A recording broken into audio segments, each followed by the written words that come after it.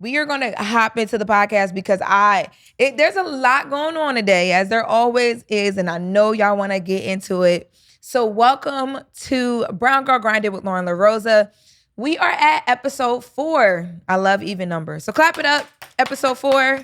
Episode 4. Oh, look, I didn't have to tell Incognito the clap today. He joined on in, y'all. He's warming up. Maybe we'll get a mic on him soon. But I am always super excited to be here with you guys. Episode 4 is a major accomplishment. We have been dropping episodes daily. The audio drops every evening. And then the visuals from the podcast, because I want you guys to listen and download first. I don't want y'all to just see it. I want y'all to listen and download first. Please do that for me. Tell a friend to tell a friend. So the visuals drop the following morning at 6 a.m. Eastern Standard Time. So you can watch those when you're at work, not working, taking up the white people time on the clock. I'm all here for it. Do you, boo? So we're going to get into some things that are happening today. We're going to go through Tyrese and him and DJ Envy kind of having a little back and forth on The Breakfast Club. Today, we're going to talk about Kendrick Lamar and an unreleased verse that Kendrick Lamar had that actually leaked. It's from Element, the song Element that he put out. Now, this verse, he takes shots at a few people in this verse. He takes shots at Drake. He takes shots at Big Sean. That Big Sean shot was crazy. He takes shots at French Montana, Meek Mill, and Jay Electronica. And I mean straight shots. You don't got to figure out what he means. And it's not like a double entendre thing where you got to listen a couple times. Kendrick Lamar said what he said. So we're going to get into that as well. Welcome. You guys are now grinding. Alrighty, y'all. So the Kendrick Lamar verse, first I'm going to let you guys hear it. And then we are going to talk about just everything. We're going to talk about the fact that Kendrick Lamar really doesn't step out the house and choose violence a lot. But when he does, he does. And he didn't, that I know of, because, leaks sometimes can come from the artists themselves. But that I know of, he didn't choose this violence. The violence found him because it was a leak. But oh, baby, it's about to end. It's the summer is hot. So y'all take a listen to this. Figure act, going digital and physical on all y'all act. Fuck subliminals, I put you on that roll call. French Montana speaking on me in interviews. Very cynical, dry hating something I don't approve. J Electronica through silences on my Grammy night. Another dead prophet, hoping the God to give him life. Big Sean keep sneak dissing, I let it slide. I think it's false confidence, got him inspired. I can't make them respect you, baby, it's not my job. You're finally famous for who you date, not how you rhyme. Boy. Cute ass raps, get your puberty up. Then make you a classic album before you come at us. Drake and Meek Mill beef might got you gassed up. But now I'm a whole nother beast, I really fuck you up. I wish a nigga would. I wish a nigga would. I wish a nigga would. Figure act, going digital and physical on all y'all act. Okay, so let's Woo, I told y'all the summer was hot. I hope y'all got air conditioning and not the window AC either, because baby, Big Sean got it hot outside right now. Okay, so first of all, let's talk about the Meek Mill, Drake, Kendrick Lamar, that whole thing, right? So I hope you guys remember. If you don't remember, I don't even have enough time to take you through all of that, but you guys remember that Drake and Meek Mill got into it after Meek Mill had tweeted some things about Drake and kind of went at him on Twitter. The whole Twitter fingers thing started. This was during the Nicki Minaj days. Drake ended that with back-to-back, right? So Drake and Kendrick Lamar have been, kind of controlling hip-hop for at least the last decade. Kendrick Lamar is a lot more quieter about it because he does things when he wants. We don't really see Kendrick Lamar. He is not of the industry, baby. He is of whatever type time he wants to be on. But when he does things, he does them. The Mr. Morale and the Big Steppers album announced he had a new baby. He literally just does things in his own fashion, and rightfully so, because he is one of the most talented rappers we have in the game. And I put my whole life behind that, right?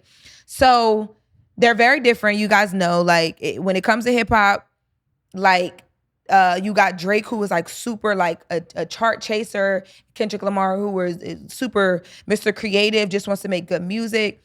But it's very weird that like the two of them have beef, right? So there's been a few subliminal times where we've seen Drake and Kendrick Lamar exchange, words or like bars, but a lot of times people don't pick up on it. And if they do, it comes and goes because again, Kendrick Lamar isn't a person to stay around.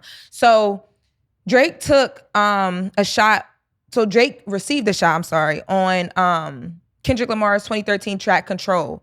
So on this, Kendrick Lamar is crazy because, like I told y'all, when he does choose violence, he chooses it. So in 2013, there was a situation like this that happened again, where Kendrick Lamar took shots at Mac Miller, Meek, and Drake again. So on the track, like on the song, he directly names them and then he says, "I got love for y'all, but I'm trying to murder y'all." So I think that this was kind of meant as a compliment. And I feel like when you talk about like the biggest of all time and like the rappers who are really doing this, it's by nature that anybody that is doing something big and something major, and all those artists I just named in 2013 were the biggest rappers at the time, you take shots at them. So I really feel like it was meant in love, but of course, like, like kind of like I'm taking a shot at like, if I like how Jacquees called himself the king of R&B. I mean, granted, Jacquees and Kendrick Lamar on two different levels in life and talent or whatever, but it's literally that. Like, you always want to go for the person who's big because it creates a conversation. But also, too, I don't care how much people say it's not. Rap is a sport. Like, if you're an artist that's really into the art of lyricism and like, the battles come in, you need somebody to talk back and forth with. So I think that was him kind of revving that up, but I feel like it was giving them a nod as well too, because if I'm Kendrick Lamar and I even mention you, that means that as that artist, I'm doing something right.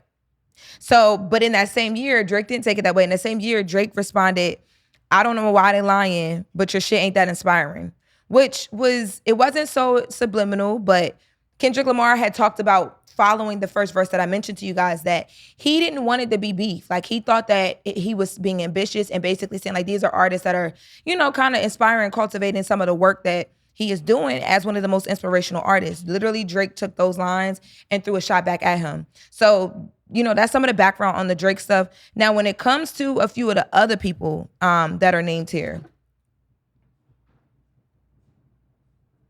let me pull out my Twitter for you. Okay. So when it comes to a few of the other people that are named here, like for instance, Big Sean, I don't necessarily agree with Kendrick Lamar. Like, I feel like Big Sean is not just famous because of who he dates. And when he mentions who he dates, he's talking, I would assume, Jhené Aiko. But I would not say that I know Big Sean because of his relationship. I do think that Big Sean has not really put out like a real body of work in a lot of time. And the most relevant news headlines have been about him being with Jhené Aiko, how big his dick is, the sex that they have, their recent baby. So I get it, right? But I feel like Kendrick Lamar here is kind of just like, this is like big fish, little fish. Like, Kendrick Lamar knows that he's the big fish in the pond, so he can say something like that, but that's not true. Big Sean is not just relevant because of his relationships. Big Sean is a rapper's rapper. He's just not as consistent with the work. So I mean, that's kind of like the only thing that you could throw his way. I don't know, y'all. There's a lot here. Y'all can let me know in the comments how y'all feel about the shot that was taken. Y'all, people gonna be upset at me when I say this, but I like to see stuff like this. As long as it doesn't go, like, I don't want to see nobody like really hurt in real life, but I feel like this keeps things interesting. Like Pusha T and Jim Jones, y'all remember Jim Jones did, first interview was with TMZ, shout out to Trent, because I told Trent then, you started some shit. They were having a conversation about top 5 artists, and Jim Jones said that Pusha T he can't be top 5, top 10, top 5, because Pusha T doesn't influence the culture. Like, he raps, but like, you're not playing Pusha T in the club. Pusha T is not influencing fashion, the way people talk, and all that stuff. So, and all that matters. And because of that, he can't be top 5. And then he went on Breakfast Club and doubled down, but he kept saying that he likes Pusha T. He just feels like he's not top 5. Like, it doesn't make any sense. And then he was on the Breakfast Club when he doubled down. Jim Jones asked them to name like 5 not Kendrick Lamar, 5 Pusha T songs that they could like rap off the top of their head. So, I mean, if I was Pusha T, right, I would take that as like, not a compliment. But I get what he was saying though. So from the TMZ interview that he did to the Breakfast Club, pissed Pusha T off a little bit, I would say. So he threw a shot back at him when back in June when Pharrell debuted his first menswear line for Louis Vuitton, and you had No Malice and Pusha T walk the runway, the Eclipse. No Malice is his brother, and the song that they walked to was a Pusha T song, and in the song he talks about like old rappers being washed up, which was a direct shot back at Jim Jones. Jim Jones then went and did a whole like setup in Harlem, threw some shots back at him. Pusha T hasn't responded, but for me, I like to watch that. I feel like it gets people on their toes. Like, you really got to come with it. To be a artist that, or a rapper that can actually respond back and forth lyrically through music, you really got to be able to like rap. You really got to be able to write, to understand what's going on in the culture, to be able to say things slick and in a way that it's going to really like set a tone for like where the battle is going, but also really going to like chin check somebody real quick. I don't like to see things happen in real life, so I'm gonna just put that out there before y'all come in my comments. It'll go from rap to black on black violence, and I don't got time for that bullshit today. I'm just saying I think that rap should be competitive, and I like to see this, especially because that's where we come from. I don't know about y'all, but here on the East Coast, like the rap DVDs and the battles, like I grew up on that, so I like to see it.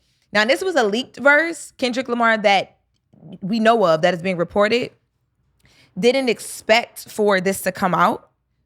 So I don't really know where this is going to go from here. But if I was one of these artists that was named, especially how directly they were named and the shots that he took, I would definitely be upset and I want to throw something back. But at the same time, not everybody here do I even want to hear from. I really don't care to hear a response from Jay Electronica. I would love to hear something back from Meek, even though he didn't really take a shot at Meek. He just said that because Drake won the beef with Meek, it kind of got to his head. I would love to hear something back from Drake. I would love it. Drake is so petty. He's like a rapper's troll. Like, he is so petty. I would love to hear something back from Drake. I don't know if French Montana got it in him. I know he comes from the Coke Boys DVD days, but I feel like those days are far removed. He's the anthem guy now, but let's see what he does. I don't know. We'll keep you guys posted. So at the top of the news today was Tyrese's interview with The Breakfast Club. Now, you guys know, it's so crazy because when I first saw, like when I woke up this morning and I saw like the alert that they had uploaded a YouTube video with Tyrese, I was like, oh Lord, he gonna be on there crying and screaming and yelling at somebody. And like, for me, Tyrese is like still signs of love making Tyrese. Like, he is just like, like, you know, like he's always been, for the ladies growing up, Tyrese has always been like, oh my God, like that dark-skinned gentleman. Like, I hated to see him online just playing himself, like behind the divorce and everything he was going through with his child. And what I used to tell myself to rationalize it so I wouldn't look at him as like, yo, bro is out of here, I'm good, was that because they were two very emotional things and he's an R&B singer, maybe he's just overly emotional and going through. Why you shake your head? R&B singers be emotional. He was just acting real light-skinned. Like, I didn't understand. Like, I thought, I just didn't expect it from him. But the crying meme and the videos, the going live, like, I'm like, bro, this is not the same dark-skinned, beautiful, signs of love making Jody. Like, we've gotten so far from that. What the hell is going on? But I never once thought, and I think that I think this is why this interview and the conversation he had with DJ Envy and Charlemagne about some of the things that they were going through in their own friendship was so important to watch play out in front of an audience, like for us to be able to see that and it wasn't just a private conversation, was because when all that was happening, I'm reposting the memes, I'm heartbroken, I'm like, damn. Because I always feel like with legends and icons and hip hop and R&B, and like I feel like with our R&B artists, they transcend, like they kind of are hip hop too. Like, we don't regard them when they get older and things aren't as okay the same way that we do artists in other genres. Like, I don't care what Elton John did today or tomorrow. Elton John got online and went live on Instagram today and was crying and breaking down. The first thing we would do was start having conversations about mental health and praying for Elton John. When Tyrese went through it, and I'm not gonna hold y'all, Black Twitter, y'all be full of shit. Like, a lot of it, like, I love us for real because like we can make the jokes and have a good time, but sometimes I feel like we a little bit detrimental to our own selves because we make things Like we become very tone deaf to certain situations. And I think a lot of that has to do with like our backgrounds of having to be able to just get through things. I ain't even gonna go into that whole conversation. Y'all know where I could take this. But I say all that to say when Tyrese was going through everything he was going through and all the posts and all the memes and everything was happening, I never once thought like, yo, is he mentally okay? Like never. Today he was on the Breakfast Club and he talked a lot about just where he was at that time mentally. The conversation came up because him and DJ Envy, backstory, DJ Envy cheated on his wife some many years ago. And she was at the point where she was going to leave him. Like she was told him, I'm divorcing you. You know what I mean? And he down spiraled from that. Like he was at work, not really there. He was threatening to, threatening suicide. He just was not, he wasn't good. Charlemagne convinced DJ Envy to get on the radio. And at this time, the Breakfast Club is big, you know what I mean? Like they're still big in the culture at this time. Not as big as they were today, of course, but still transcending, like it was going to pick up. DJ Envy gets on the radio because Charlemagne convinced him to and decided to apologize to his wife for cheating on her. This just happened the other day with Young Blue and his wife. Granted, it played out publicly because the girl that he was cheating with posted receipts publicly, and then his wife got online and said, she's not lying and I'm leaving him. So he then had to get online and apologize publicly. But I always say, don't apologize publicly to me. Go to fucking hell first. Don't, because I don't want you to think that because you publicly made things right in front of people, that changes what I went through and how I felt. And the fact that you made that decision personally, I don't give a fuck about what you do publicly. I care about what you do when I'm not there to see it and when you can't at me. That's always my thing. Don't apologize publicly to me. Go to hell first and then we can talk. Basically, I don't want to talk. Go to hell. But DJ Envy did it. He got, why you shake your head? Black men don't cheat. Black on what? Black men don't cheat. Okay, that's bullshit. But so DJ Envy gets on the Breakfast Club. He apologizes to his wife. And of course that sets her off because why the hell would you put all of our business on this radio show and now it's viral and everybody's, picking up on it. People trying to figure out who the girl is. Like, it just is a lot. And I'm already dealing with a lot. Like, you're my husband of all these years. We have kids and it's just a lot. You know what I mean? So Tyrese saw the viral clip online and decided to reach out to DJ Envy and his wife. He says he didn't really know them that personally at the time, but he decided to reach out. And they actually credit Tyrese for saving their marriage. Like, he took time to kind of counsel them, like almost as like a therapist. DJ Envy, he talked to DJ Envy through like a whole like date night situation where Tyrese showed up and sung I'm Sorry, like sat down, talked with them. Like he really over time, like kind of helped them rebuild and all these different things. He said that God told him to do it. I don't know, where y'all faith lies or not, but I will say their marriage is fine now.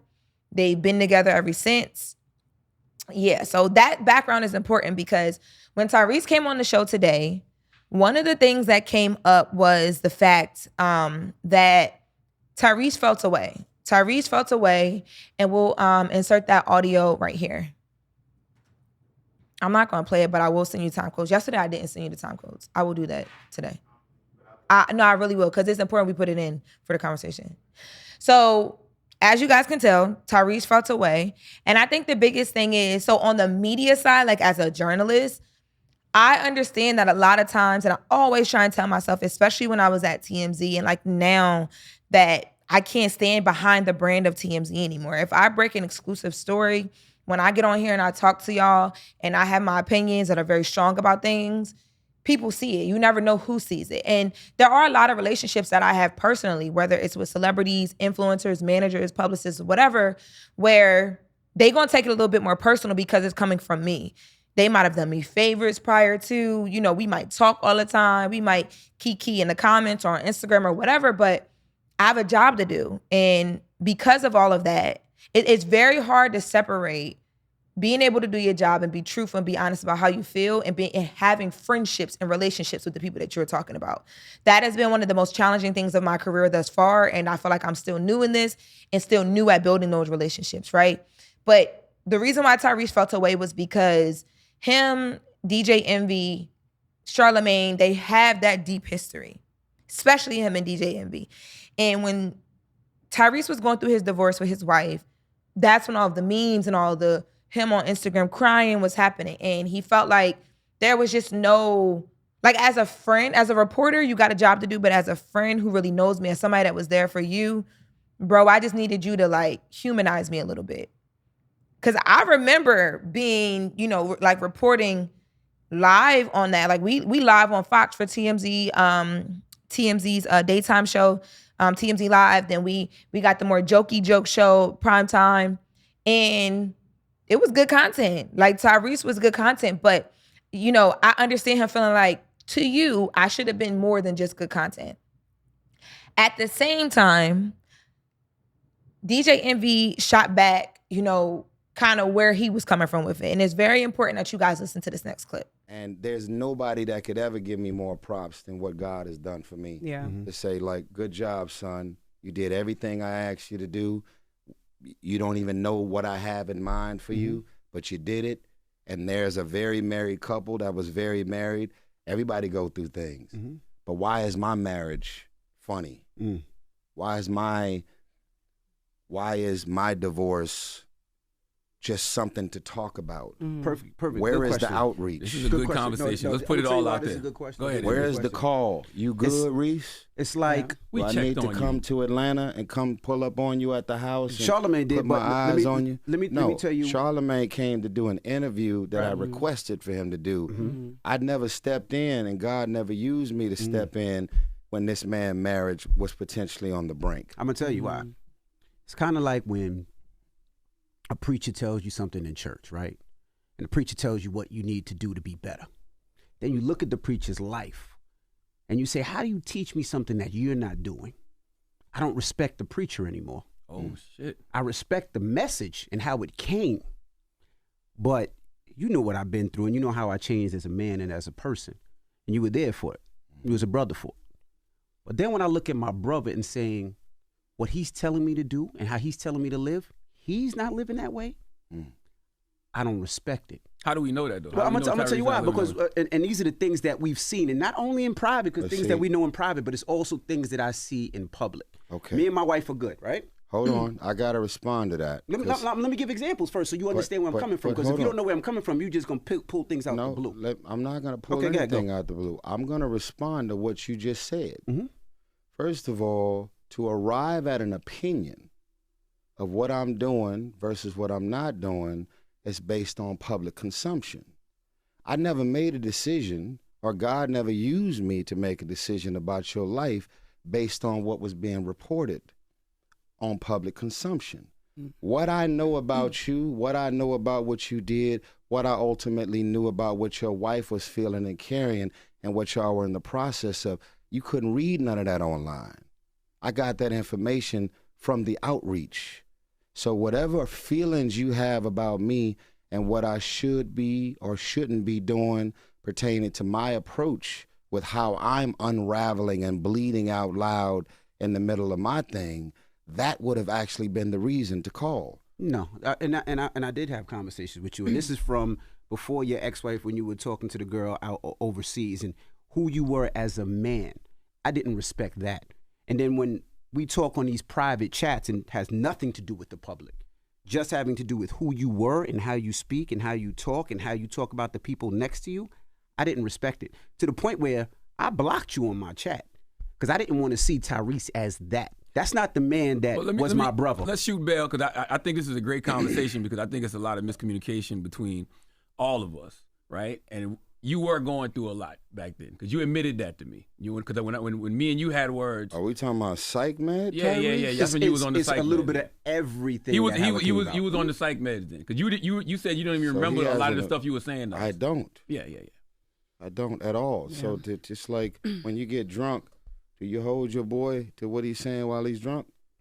No, I never held that against you. Okay. Do you hold anybody to anything that they're doing when you know that this is their usual self. They were drunk, they were out of their mind, and they end up saying and doing some shit that hurt my feelings, that was offensive, that made me feel a way. But I know that characteristically, that's not who this man is. Well, yeah, See, the difference is, I honestly don't know what psych meds you were on or who you were during know, that point. I 'cause y'all don't know. reported it. I don't know. It's I called don't know. Rick Schulte. It fucked me I up. don't know. I never had a conversation with you because I never wanted to see you like that. The person who spoke to me on these texts, spoke to my wife during that time at the text, I didn't like that. And I wanted to remember Tyrese as a person that was my brother and helped my relationship, not the Tyrese that I was going through. So I took a step back from So you got until the we had a text conversation. messages of the psych med, Tyrese? He did. That's Oh, what it you was. crazy? Charlamagne told you to suck his dick before on that message. Because you was talking crazy. Whoa. You know that. We had this Hey, conversation already. guys. But he literally said, I don't- he said, but I don't remember any of that. I don't remember what I said And I that believe made you. you say that But or to this made point, you but- feel that way. But to this point, I took a step back because I didn't know what you were going through, and I tried to talk to you, and I seen who you were, and I didn't even like who you were online. And to my point, I tried, and when I seen how you were talking this way, I said, I'm going to take a step back. And you know, when me and How Tyrese had a convenient. How convenient? Yeah, how convenient. Yeah, when the way you were talking, the way that you were, How convenient How to step back. what you mean? I never stepped back from you. From you. It's right. You should have But I never up. talked to your wife in a disrespectful manner, and you talked to mine in a disrespectful manner. And I How? never told nobody that. If Even I've when ever you were talked- on, and you could say you were on those psych meds, and you could say that you weren't. What you mean? But as a man, some of the things that you said, Tyrese, deserved me to box your mouth. Whoa, and I whoa, didn't. whoa, No. We're missing No, something no, here. no, We're it's missing not. something. No, we were talking because this is something that I never wanted to say. And And since he wants to be, well, why envy? I'm telling him why. You said disrespectful shit to my wife. What do you And say? It's neither here nor there. To the point where my wife doesn't call you back anymore. And to the point when you started talking to psych meds, me and my wife had a conversation and said, well, maybe Tyrese was on those medicines when he said it. But if you ever text me and my wife, you can't text me because I just unblocked you probably about a month ago when me and Charlamagne was talking, and he told me that you were on the psych meds and this is what it was. This is And longer that's than a why month ago. Yeah, that's what made me unblock you. So that was the reason why I stopped talking to you and will not reach out to you anymore, because I'm like, I don't want to remember my brother as that. So I can also understand DJ Envy's side of things with him feeling like, but at the same time, you disrespected my wife. There was a lot of disrespectful conversations that, you know, you had, or things that you threw at me and my wife via text, via phone calls. So I just fell back because I didn't want to have to take it there because I don't play when it comes to my family. I feel him, you know, and him feeling that way. But I don't know, something in me feels like even before he knew that there was like a mental health thing happening where, you know, Tyrese is on all these prescription drugs and he's basically losing his damn mind, there should have been a little bit more of like a, yo, what's going on, before he just like cut him off. That's how I feel about it. But I get that at that point you just remove yourself because it's like, yo, this is too much. I don't want nothing to do with it. And I know myself. I'm going to take it far. So from this conversation, what they got out of it, this is, and like where it ended was Tyrese, you know, apologized, of course. And he just asks that the next time that something like this happens, and as friends, DJ Envy and Charlamagne see him acting completely out of character, right? From the person that they actually know in real life, that they give him a little bit more grace. I sometimes feel like people don't understand, like he keeps saying in this interview, I understand y'all have a job to do. I understand y'all have a job to do. And Charlamagne said, no, you don't. You don't want us up here reporting about you. And even then Tyrese said, no, I understand where y'all are coming from. But you guys have a job to do. People don't understand that we have a job to do. They don't. Because if you understood that we have a job to do, if something's funny, it's funny. Now, I will preface this by saying that, like, I never think it's okay to make fun of somebody that is actually going through, you know, like something that they can't control. And it seems like Tyrese was in a situation that he couldn't control. But if you do not know that, and it's funny, it's just funny. And once you know that, I do think that, like, I wish that this wasn't the first time that we heard, like, I didn't know that Tyrese was on prescription drugs and was basically losing his mind through all that time. And I would have never known, hey, he had not done this interview, because I'd never heard him talk about it. And I think he talked about it because he was so comfortable. Because I feel like as a man, there's also ego things that come into play. Like he said, when he came up out of it, like 3 months later, he couldn't believe some of the stuff that he posted, some of the stuff that he did, some of the things that he said to people, a lot of the relationships that he ruined, that he's literally still on an apology tour about, right? So I can only imagine as a guy, like, you know what I mean? You've always been like the guy, the go-to, the smooth guy, and then everything just crumbles in front of the world. That has to be tough. But I just wish that with everything that, like, you know, we stand on today, especially Charlamagne and his background of like mental health just in the community in general, but especially with Black men, there was a conversation had about that prior to. Granted, they may feel like that's not our place to put that out into the world and to have that conversation. I don't know. I just wish we knew, because I feel like that may have changed the way that other people reported about him. And I think that's what Tyrese was getting at. Even if y'all didn't say that, the way that y'all spoke about me as people that really know me, every other blog outlet, whatever, I may have never had a conversation with them, but y'all really know me. And that does change the tide of how things are being reported. Now, one of the biggest things that and I'm glad they cleared it up. Like, y'all know I love Charlamagne, I love Envy. I think that they are just amazing and so talented at what they do. Tyrese is one of my favorites, like top 5 R&B artists of all time, and he should be regarded as such. I hated to see him go through that, but I'm not, you know, complicit in. I was, the memes was on my Twitter too. Like, I was retweeting them as well too. Now, another thing that they talked about in this was the whole marriage situation, everything he went through. And I have a few questions that I want to, in the divorce, I have a few questions that I want to pose. So we have a married couple in the room, and we have 2 gentlemen in the room. Are y'all in relationships? No, not at all. So I just asked that because I wanted to know where everybody was at in life before we start this conversation. So Tyrese went through a really public divorce.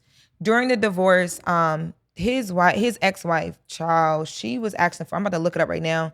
I remember reporting on this and I'm like, what the hell? She was asking for like a crazy amount of money. And he fought it for a long time, like a long time. Let me see, Tyrese divorce settlement. He fought it for a very, very long time. His whole thing was, so first of all, let me just back y'all up. So he's with this woman. Tyrese says that he never cheated on her, none of that. He still to this day doesn't really even understand why they ended up divorced. He's not perfect, and he did admit that, but he said that there was nothing that happened that he felt like should warrant someone leaving a marriage where they now have a 1-year-old kid and all that stuff. When we first found out about the divorce, it was reported that basically, from what we were told from her side, what the world was told, he kicked her out, his now ex-wife, and their 1-year-old child with nowhere to go. Not like she just had to figure it out. I'm like, bro, it's no way signs of love making ass nigga did not just kick this whole family out. Like, it's no way in hell. I was like dumbfounded, but I was also like, you never know a man until you in a relationship with them. So I didn't put it past them, but I just couldn't. I'm like, what? Like, how, the two don't even go together. I'm never gonna listen to your songs the same way. I feel the same way about Neo and all the bullshit he's done in his last marriage, but that's a whole nother story. But yeah, so she basically had put it out there that her and her 1-year-old child were put out of the home that they were living in at the time. I believe it was in Georgia. And they just had to figure it out, blah, blah, blah. Tyrese today talked about the fact that during the divorce, he couldn't even speak. Like, he couldn't say much of anything to defend himself. And she was able to control the narrative a lot because of that.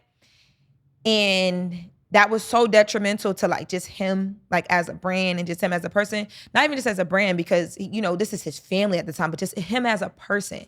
There was so much that he couldn't speak about. And because she's a woman and there's a child involved, there would, like, you know, you got all, like, I'm instantly one that, like, if it's a woman, it's a child involved, I'm like, fuck that nigga. Like, what?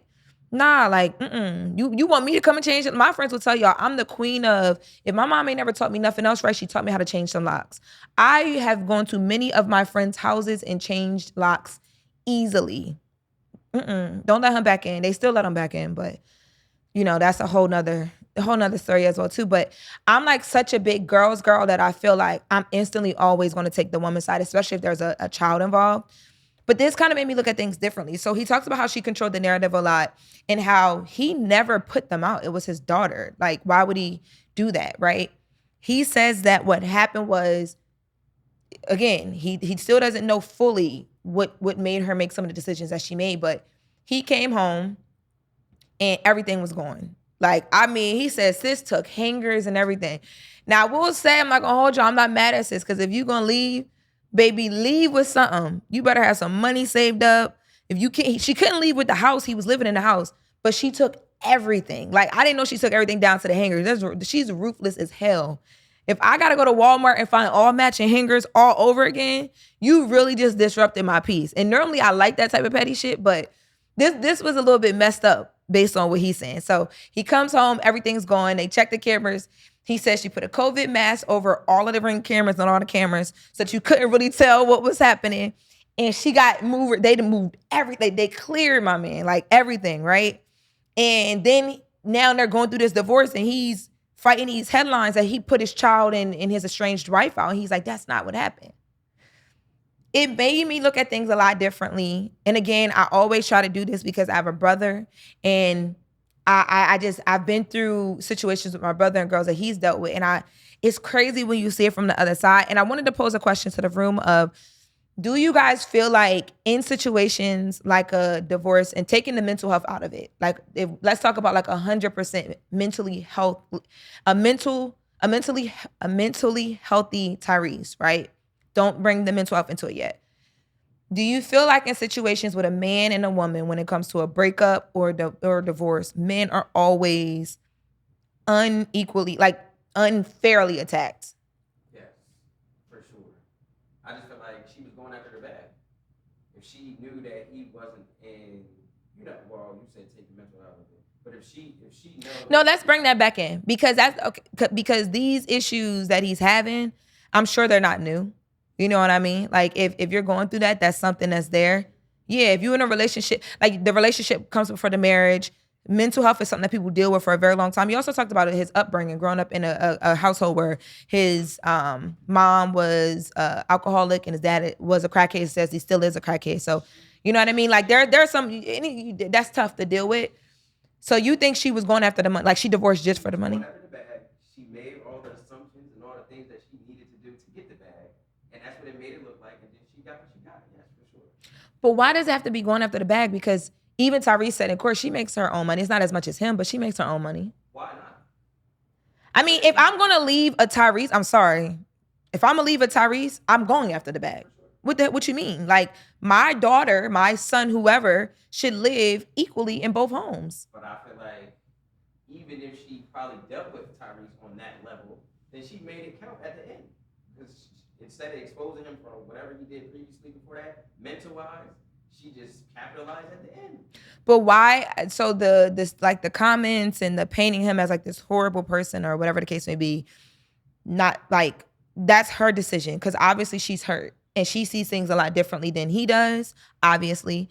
But why is it wrong for her to go after some money when she's leaving this relationship? Granted, y'all, he was ordered to pay nearly $650,000 to the ex-wife and the lawyer. Yeah, she filed a divorce. Because my daughter can't go to Tyrese's house and then come to mommy's house and we're in a condo. And like, I gotta have security. My daughter's Tyrese's daughter, and he's gonna be posting her. My daughter has to go to certain schools. I think that it's a lifestyle thing. A thin line between what? Fame and money. But he got the money though. He was trying to hide it and stuff in court, but Tyrese got that money. But nobody really gonna know how she really feels. We only gonna see Tyrese's downfall. So we never gonna know. That's just why we here talking about it, because we never really gonna know both sides. But she leaving here with something. But is that a bad thing? No, she went out. I feel like it's not. I feel like it's not bad because they got married. So whatever comes with divorce comes with it. Like, you gotta eat it. So whatever comes with divorce, you got to eat it. And you feel like, if you went out, why worry about the money? Just leave. If, like, basically, if your peace is being not just disturbed, dip.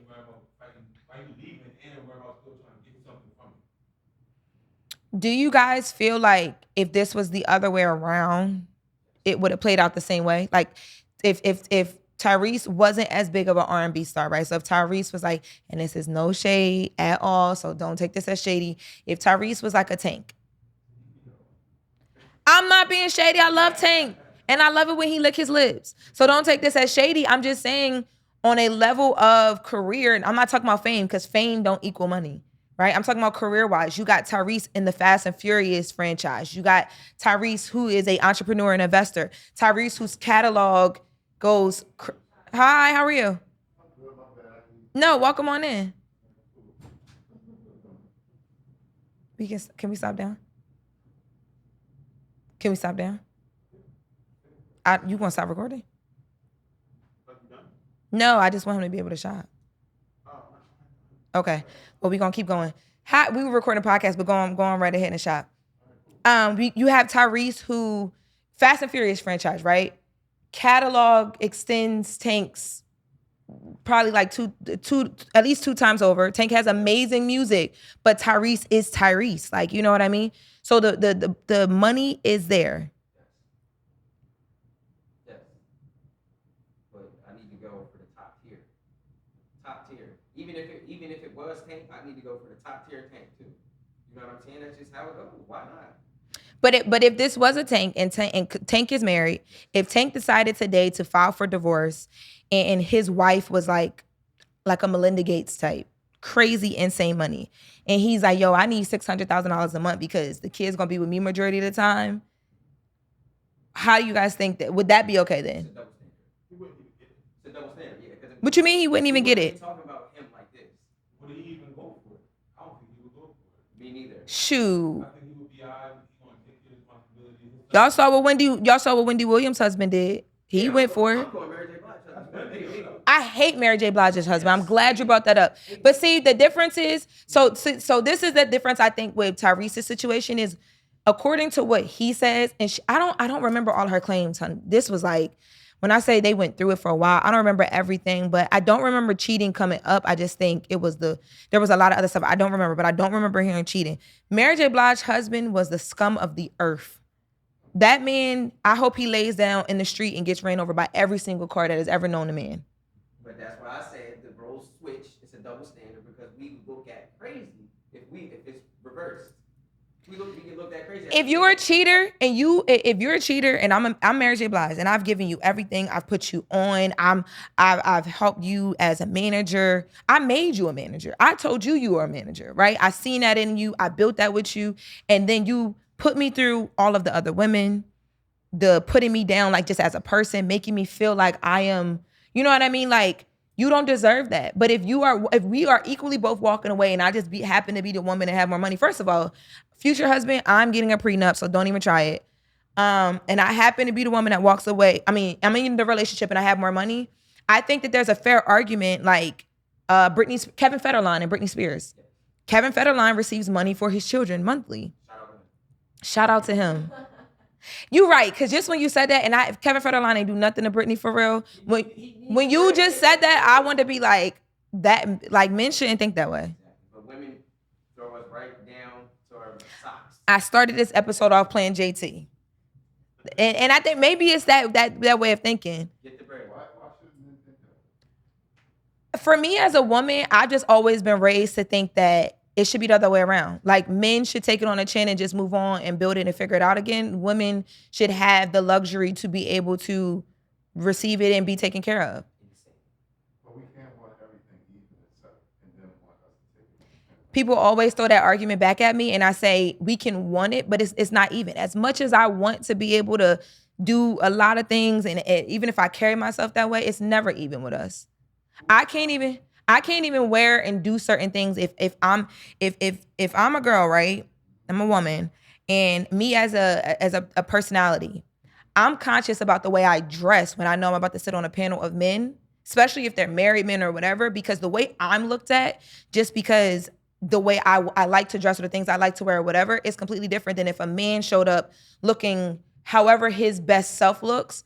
Like, it's never even. It's just not. And because of that, I feel like what's wrong with us understanding, right, that there is a double standard and us getting, you said, go for the goal. Shout out to Kev. Go ahead. Patriarchy-wise, Come closer and talk a little louder. What's your name? Sean, Sean. Sean owns a barbershop. The cute barbershop? Cute, yeah, a little. No, not cute, like small. I mean like it's decorated nice. I always look in there when I walk by. I didn't mean cute like small. I meant cute like a vibe. Stop on by. What's the barbershop's name? Freakishly awesome by Sean Ann. Say it one more time. Freakishly awesome by Sean Ann. Freakishly awesome. Freakishly Awesome, the barbershop. So Sean is here from Freakishly Awesome, the barbershop in Wilmington, Delaware. He stopped in. We have a shop that we set up Monday through Thursdays where we sell the Brown Girl Grinding merch and the Leah merch here in Wilmington, Delaware. You guys can always find out more information about that on my Instagram. And Sean is right down the street. What's your address? 825 North Tatnall Street in Wilmington, Delaware. And he has some questions. He's talking now about women and men being equal. Well, just the point that he made and the Kevin Federline thing. I just think that the view that you currently have right now, right, no judgment, I feel like that was a older view in 2020, 2021, 2022, 3 and on. I think that it needs to stop being so lopsided. As an individual, when we're born alone. We build alone. We build wealth, whatever we build. If something happens where that's broken, we have to rebuild. You know what I mean? So Yeah. It's not fair just because of the gender that I should have to rebuild more than you, and we should take it on the chin. Like no matter what, I have to go back out, get my money, stack it up, rebuild my life the same way that a woman would. And I think thinking of it as men and women as opposed to just an individual is the wrong way of looking at it. So I am totally with you in this, like the world is different, things should be different. I'm so here for, I don't care if I'm a woman, don't play with me. I can show up the same way, all of that. But there are certain things that I can just never get around. So because of that, I pick and choose what I just don't let up on. But I'm learning to change and be open to certain things, especially because I'm getting older and I'm to a point where like, I just realize how life really goes, whether you're a man or a woman, right? But I want to ask you, like, if that is the case, why is it that most men can't handle a woman who is the moneymaker in a relationship, the aggressor in a relationship? Like, why does that, like, you know, double standard still stay, right? Like, you want me as a woman to be like, I can build with you. We could both start at 0, or I could start at 100 and you start at -2, and I know it's gonna whatever. When we walk away, we should both walk away clean because we're humans. It's not about man and woman. But when we're in that relationship, if I overstep your power or authority as a man, not even just talking about money, everything goes out the window. So I think we're talking patriarchy right there, right? And I also believe that we're in a position of changing right now. Everything is changing, right? I think that a woman, patriarchy-wise, is over top of a black man. So I have a black man's opinion of things. I actually think that a black woman is in a better position on this planet than a black man, right? I'm 45. If I was going out to look for a new lady, I'm not going to look for someone at 45. I'm probably looking around 28. Wait, 32. you want a 28-year-old at 45? Just listen to No, I just wanted to make sure that I clarified that for the people that. I'm not saying yay or nay. But that's the age range that you would start at. Yes, because I feel as though a younger woman in that age bracket today is a woman who understands a true 50-50, understands that The city girl 28-year-olds? Well, it all depends on what demographic you're in. You must have found her in Middletown, because the 28-year-olds in Wilmington, it's all or nothing. Yeah, because you definitely found her in like Smyrna. She got to be from the South in 28. 28-year-old black queens out there. And that's enough. Okay. A woman at my age still has those old gender role views as to where I seen my father, my grandfather build everything as my mother did this, and I'm entitled and should have this moving forward. Got you. As opposed to maybe a 28 to 32 has saw her father go to college, saw her mother go to college, her mom got her own, her father got her own, and saw it come up together. I'm sorry if I'm taking. No. This is great. He just is on the time. I literally just texted him and said, "What's your heart stop?" Because I want to make sure we got this in. So I will say to you to close this out so then I could close out the podcast. First of all, this was a great episode. I'm so happy this happened this way. But I will say to you that I think everything is a case-by-case basis, kind of like what you said earlier, right? As a woman that is 31 and hearing you as a man at 45 say 28, That's a whole nother thing. This is what I'm saying. Men get to pick and choose when they want to let certain things go. Us women can't. Like, we don't have that option. But the minute that we choose to have that option, something's wrong and we need to let old things go. No, I don't think it's the same way. Like, me as a 31-year-old woman, I've been in a relationship. I was in a relationship since I was 14 years old. I just recently got out of a relationship in the last year. There's so many things that I know that I don't want. And there's things that I'm learning that I do and don't want, right?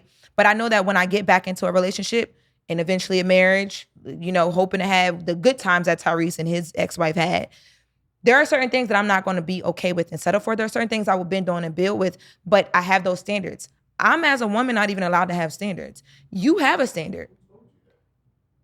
It's not, I don't live my life that way, but in the world, if I got on Instagram right now and said, I want a man with a car, a man that don't do this, does do this, I literally would, if you want to test this theory out, I would do it. I'm telling you, I always get this feedback because I'm very vocal about this. Is your word you as an individual, or is your world the world?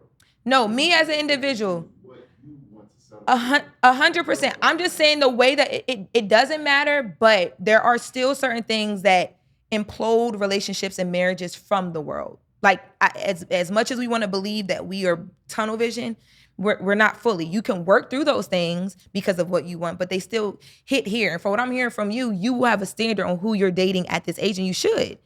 As a woman, the world will tell you, if you have a standard, that's why you're 31 and single. You see what I mean? How you guys get to have a lot of things allotted to you. And the minute that we pick what we want allotted to us and we stand on it, no matter what the... Yeah. And I'm not defending Tyrese's ex-wife because, I mean, the amount of, based on what he said, it seems like there was a big disconnect somewhere that maybe they could have worked through, but she didn't want to work through it. That was her choice. But I just feel like when it comes to men and women, today's episode, or today's interview with Tyrese made me realize that a lot of times men get it's a harder journey through certain things. And if we took the time to have some empathy and conversation, he probably still would have been a doghouse with a few women and, you know, different people because there's a woman and a child involved. But at the same time, I wish that we could have understood him better the way that we did on the Breakfast Club this morning. I don't know if you saw the interview, before all of the memes and the viral posts and him going basically losing his mind in front of the world.